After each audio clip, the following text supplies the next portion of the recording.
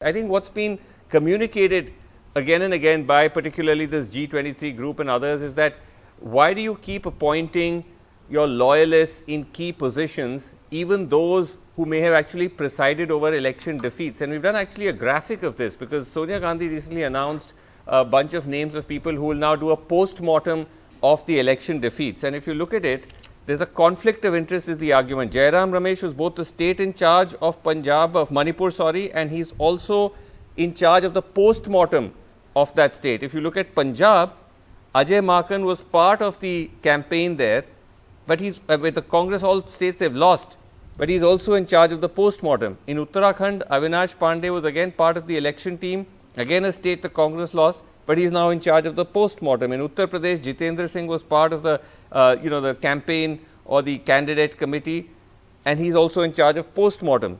In Goa, Rajni Patil, part of the campaign committee or the candidate selection committee, and she's again in charge of a post-mortem of states, that she lost. So, isn't that a problem? No. I think you've read the decisions very differently. Like in Manipur, Jairam Ramesh was sent as an observer. The state in charge is different. Even in Punjab, Ajay Makan was sent as an observer later. And since the state in charge is Harish Chaudhary, he's a different person. Bhakt Charan Das in Manipur. Similarly, in all the states. Whether they were observers or in charge, they were involved in campaigns where the Congress lost. They were involved in campaigns. How can they preside over their own performance?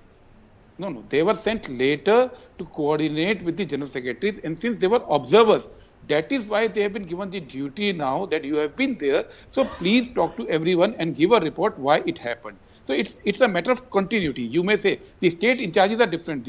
In the Congress structure, the state in charge is the person. I'm not saying state in charge.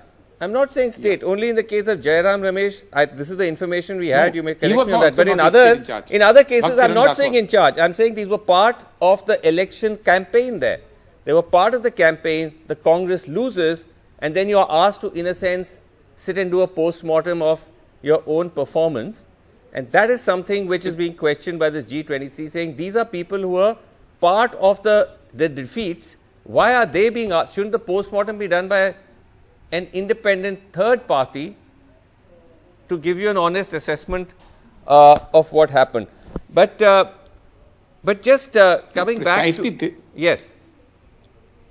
Yeah, precisely, this is the point that I'm saying, that they were not the person entrusted with campaign. That's what I want to correct. They were there as observers, and as observers, again, they've been asked to analyze and put up a report. There's a difference between coordinating, handling the campaign and being an observer.